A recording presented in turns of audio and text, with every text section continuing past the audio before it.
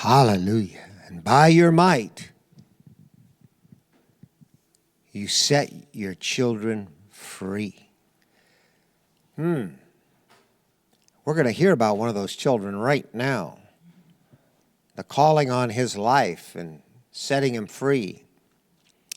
And just before he comes, I want you to think of this word that God gave me while we were praying.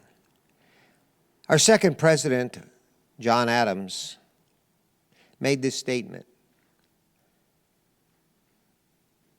Our Constitution was made only. This is the guy right there writing the Constitution. Our Constitution was made only for a moral and religious people. Moral and religious, in the proper use of the word religious, meaning the Christian religion. You might mock me by saying that, but the Bible was the textbook of the founders. And the Bible is the Christian religion, along with the Hebrew Old Testament. Listen to this again. Our Constitution was made only for a moral and religious people. The next statement is where we're at.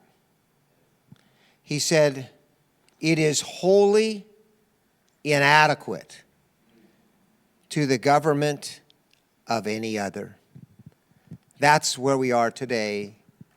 The Constitution is inadequate if the two attributes are not lifted up in our country, those attributes of being moral and religious. The moral aspect we can see from the Ten Commandments. I won't go into that, but I would just say this. Think about being moral and being religious in its proper context. Wow, do we have a treat this morning? Narciso Cervantes.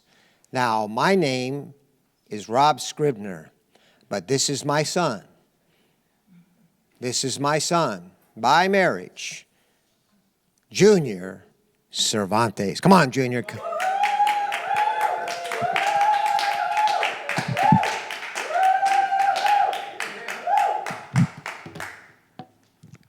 Wow. So first of all, I haven't been in here since the beginning of quarantine, and it feels so good to be in the house of God. And every day I've been able to listen to most of the testimonies. I probably have missed two, but I've listened to I'm listening to all the other ones, and they've been such an encouragement in my life, and it's been perfect, especially with not having much to do. Hearing the testimonies have just been strengthening me, strengthening my walk with God. So thank you to the church. Thank you for sharing your testimonies. So this morning, I'll be sharing a little bit about my calling. It's interesting because I'm playing a whole lot of soccer today.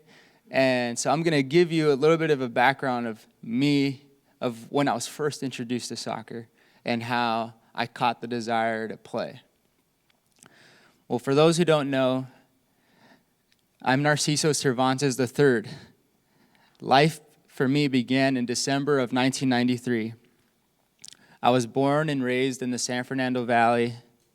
I am number 3 out of 4 boys. My oldest brother, Eddie, is 31. My brother, Victor, is 28.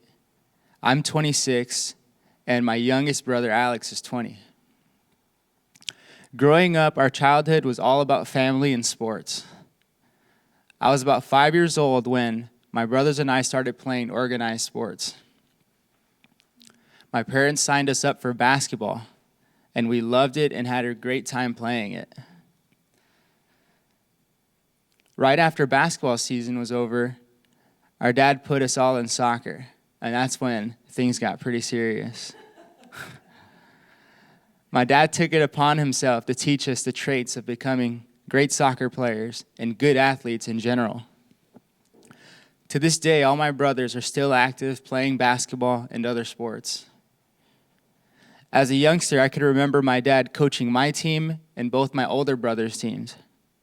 We were soccer fanatics. My dad would be working his full-time job, coaching our teams throughout the week for practice, and on the weekend for games. It was like this for a couple of years straight. I wanted to be the best at soccer, and so after my regular practice, he would spend extra time with me practicing and getting better. Sometimes I hated doing the extra work, but I loved to see the growth in my game. Several times, if the scheduling worked out on the weekends, I would play for my team in the morning and then play on both my older brothers' teams after that. I can't remember how well I did, but my dad really believed that I was better than some of the older guys that were playing. All the practicing and extra play with older kids developed my craft and made me all around better than most of the kids my age. Later, I learned that my dad would bet money on my team, winning playoff games and finals. He would tell us before each game, "I'll give you $20 for every goal you score." And this really motivated my teammates and and I can remember being really upset for just scoring one goal and just getting the 20, but I was still really happy because $20, it meant a lot, you know? Well, eventually, several teammates and I recruited to play on a club soccer team. Normally, to be a part of a club soccer team, it costs a lot of money. And my dad made it very clear to the coach that he would not be able to pay any of the costs. And that if they wanted me, they would have to help me, sponsor me. I was about 8 or 9 years old when I first had dreams of becoming a professional soccer player. And playing on this team increased those chances. My coach for this new team, Coach Frankie, would become a mentor in my life, along with the manager of my team, Richard. I played on this team from around 8 years old until I was about 15. We traveled throughout all of California, competing against the best teams in our age group, and including nearby states, and eventually to North Carolina, Dallas, Texas, Idaho, and Hawaii for some of the biggest tournaments that I can remember. And I think it's safe to say that we did really well in each one of these tournaments and were considered big contenders. The sad news about all this good stuff that was happening in my life was that I started to lose focus on my schooling. Throughout my childhood and teenage years, I don't remember there being much stability in my life. My parents would move from city to city, often looking for a better deal for our circumstance. But this hurt my brothers and me because we would have to change schools often. This meant that we frequently had to create new friendships at school and in our new neighborhood. I remember going to several different elementary schools, 3 different middle schools, and 3 different high schools. My oldest brother eventually got involved in gangs, and my second oldest got into a lot of fights, and I struggled with smoking weed and partying. I would miss school and miss assignments because I was frequently moving around and because I prioritized soccer over education. As a kid, all I wanted to do was play. I didn't care about education, and in fact, it was in middle school that I started to hate it. My parents tried to help me in this area, but it wasn't easy. In middle school, I was introduced to doing graffiti on the streets, stealing, and smoking weed. I thought this was all a joke and that it would be fun if I dabbled in these things. Once I began high school, I started to lose my desire for soccer. This is a really heartbreaking moment in my life. I played my freshman year, for my local school, and then I quit after that. I developed friendships with the guys who smoked weed and sold it as a side hustle. I liked the way weed would make me feel. It brought me to a simple, stable place for a moment. It made me feel at peace until I was sober and wanted more. I started partying with the same group of friends and would find myself sleeping over their houses after long nights. This is when my relationship with my parents started to fall apart. We were living in our grandpa's home in a little city called Pacoima in the San Fernando Valley. My uncles from my dad's side were from local gangs, as well as some of the family members on my mom's side. I had witnessed many fights and many gunshots in this neighborhood. I also witnessed my uncles high on crystal meth. They were not able to speak or move at times. It was crazy to see, but then it became normal to me after a while. In the front yard of my grandpa's house, my uncle was shot 9 times and survived. The stain of his blood trail from the front yard to the door remained there for a couple of days, as well as the shells of the bullets that were fired. It was traumatizing. While we were living at this home, and around this time, I found out that my parents had become addicted to crystal meth as well. It was one of those things that they eventually got involved with after drinking and trying other things. When I think about this stage of my life, it was the most depressing time I have ever experienced. I was about 14 years old and in the 9th grade. My parents had lost their jobs and were dependent on welfare. My oldest brother had moved out. He dropped out of high school due to many fights and gang violence. He eventually did himself well by getting a full-time job and becoming a responsible man. It was my brother Victor, myself, and Alex at home. My brother Victor and I had similar interests during our high school years. We both hated school and just wanted to be with our friends, play sports, and have fun. He and I would ditch school together and go to the local library or wander in the streets. It was clear that our family was falling apart and losing hope for our lives. I could remember a time when my aunts threatened to call social services on our family to scare my parents and to push them to get their lives together or so that they would go to rehab or something. This was another heartbreaking moment because we never wanted to be taken away from our parents, and to hear that our family members were trying to take us away from our parents, it was a big deal, and it was hard. But they were trying to do it in a good way, so that our parents would straighten up. But even that warning couldn't change my parents' addiction. These were sad times, to say the least. Often my brother Victor and I would steal clothes because we needed something new to wear and didn't have any money. I even stole food from the local grocery markets just for dinner or for breakfast. Since I would find success in stealing clothes and food, I finally built up the courage to break into houses for bigger items. Sometimes we would leave houses with items that were worth $100 to $500, but nothing more than that I could remember. One time, a friend and I broke into a house and saw a shotgun and a Beretta in a person's room. I immediately grabbed the Beretta and left the house because the shotgun was too big to run with.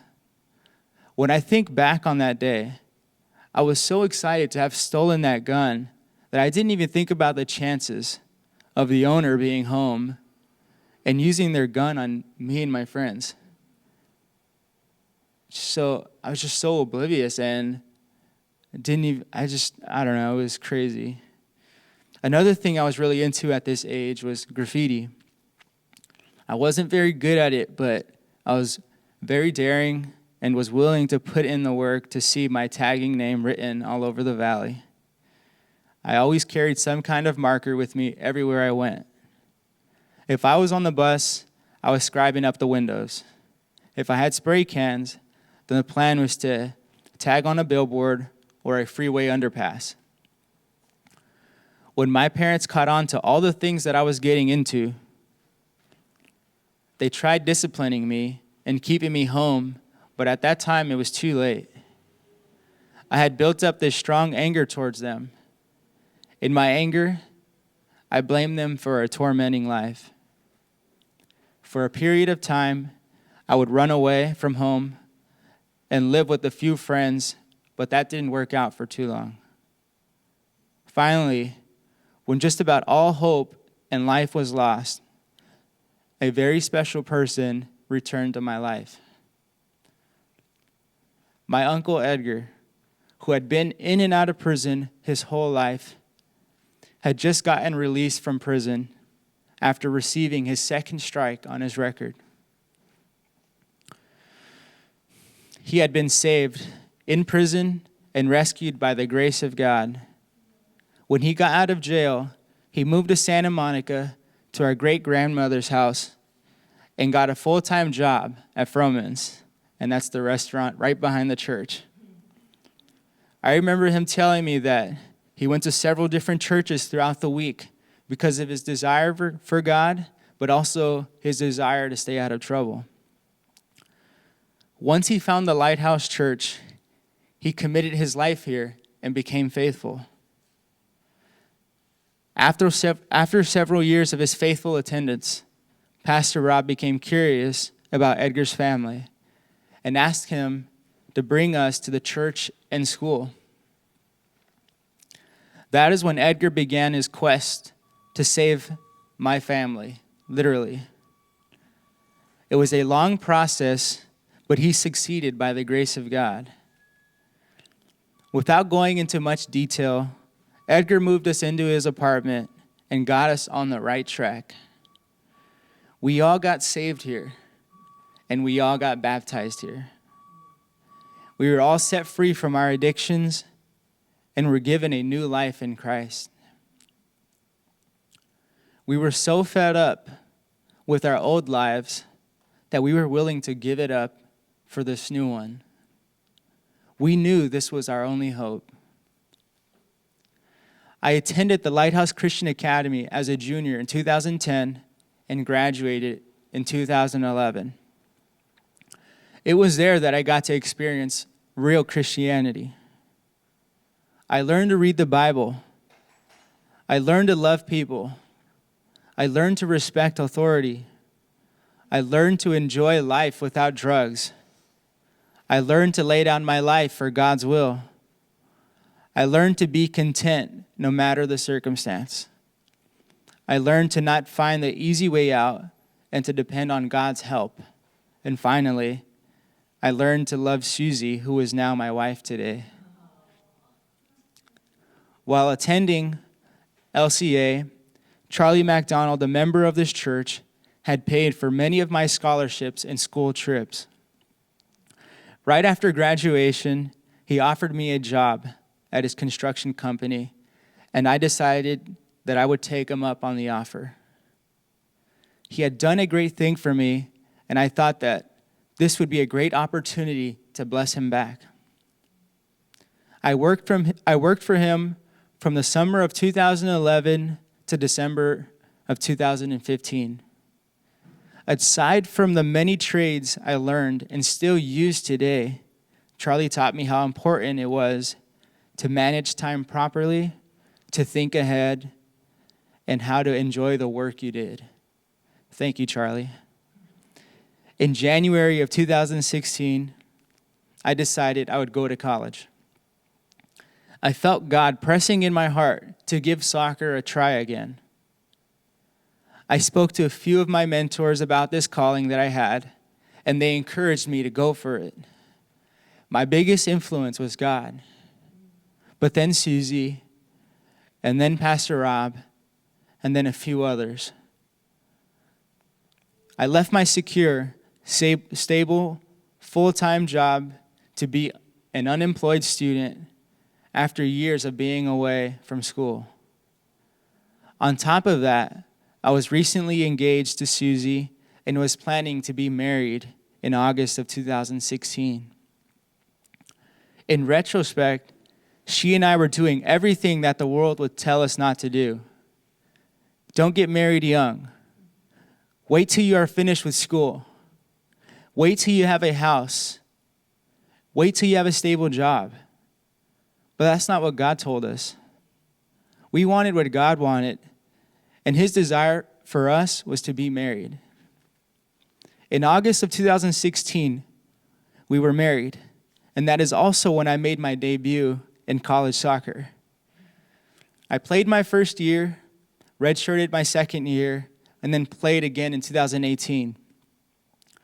During the 2018 season, our team became the first team in SMC's history to win our conference. If you were to go into SMC's basketball gym, you will see our first league championship banner. I was and am pretty proud of that. At the time, this was a huge sign from God that I was doing the right thing. Right after that season, I was recruited to play for Loyola Marymount University. To this day, I am still in shock that I get to play there. The university is incredible and not too far from home. My coaching staff love me and have been really satisfied with their decision in recruiting me. My first season with LMU, I received a starting spot on the team. I was made a captain.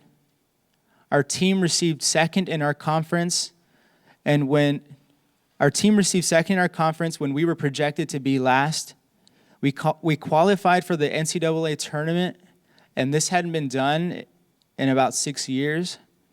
We sold out our field for this playoff game, and many more accomplishments I can't think of. Some of the greatest things that I thought would never happen have happened to me, and it blows my mind away. First of all, I never thought that I would be Christian. I never thought my family would be Christians. I never thought we would make it out of the valley. I never thought my relationship with my parents would be restored. I never thought that I would be married to my pastor's daughter. And in those times, for me, coming from this ghetto neighborhood and with the mindset that I had, like marrying the pastor's daughter, it's an interesting situation. But you get what I'm trying to say. I never thought that I would get the chance to play soccer again. And here I am doing what I thought never could be accomplished.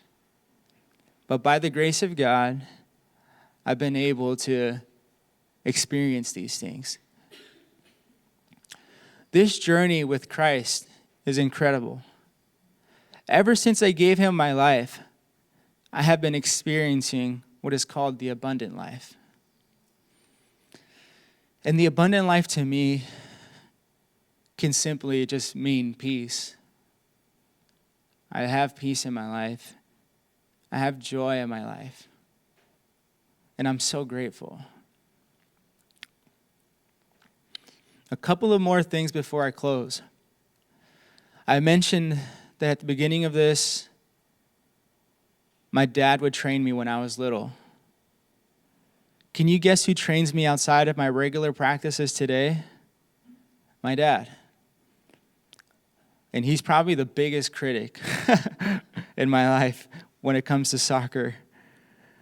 I also mentioned that my parents were addicted to some hardcore drugs at the beginning of this. But they have been totally set free for about 10 years now. They have both been working hard in their workplaces and in their walks with God. Also, a little fun fact about my family. My grandma, my mom's mom, and her siblings were all born at the Santa Monica Hospital, but were raised in Venice. Isn't it interesting that my family and I live here now. It's crazy. I also spoke about my Uncle Edgar opening his home to us and introducing us to Jesus and the church. Well, as most of you know, he relapsed into alcoholism and drugs and hasn't been with us for about 4 years now. From time to time, he'll visit my dad, and my dad would help him with some essentials, but then he'll disappear for a while after that. So I just would like to ask for your guys' help in praying for Edgar. It would mean a lot to me.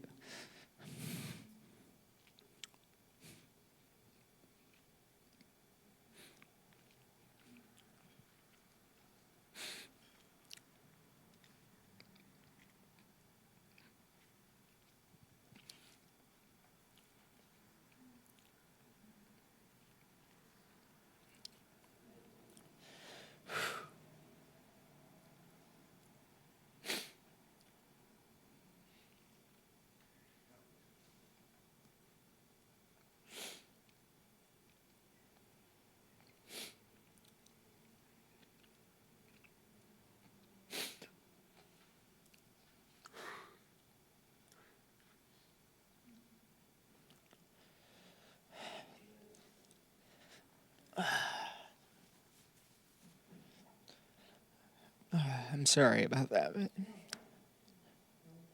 it would mean a lot to my family to pray for Edgar.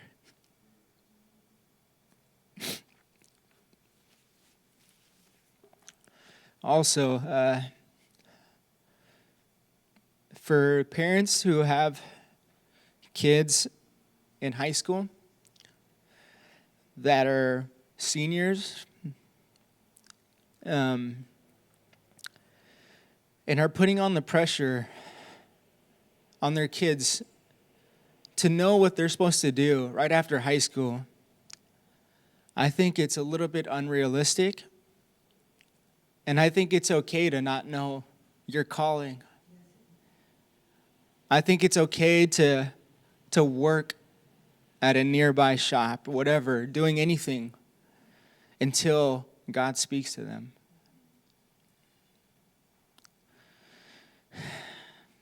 It took me about 4.5 years to realize that I could play soccer again and that I could go back to school. And it hasn't been a problem. It hasn't been an issue in my life. Finally, I'd like to also thank God for all the friendships that I have made here in the church. I firmly believe that if it wasn't for the people in the church, I wouldn't be successful. My family wouldn't be successful. And it's because of the church. It's because of the friends we have here. And it's also because of our pastors, our leaders. And so I want to say thank you to my pastor, my leader, also my father, Rob Scribner, and also to Jen Scribner for their help in mine and Susie's life. We love you both, and we're so happy that you've engraved in our hearts to love God and to love the church. Thank you, church, for letting me share my testimony with you this morning. God bless you.